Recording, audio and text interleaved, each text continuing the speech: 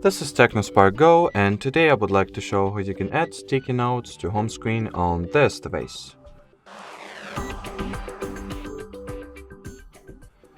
So to start, we will need to get the widget for it, which comes with the Keep Notes app. So let's quickly install the app from the Play Store.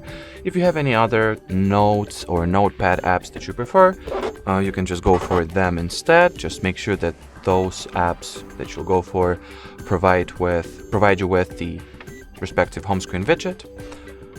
So let's download the Google Keep app first.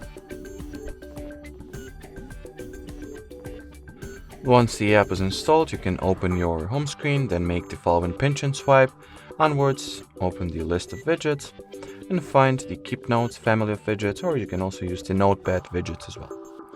Then select the particular widget design you would like to go with, like this one, let's say, and tap at the Add to Home Screen button. And well, that'll be it. So thanks for watching, thanks for your attention, and bye-bye.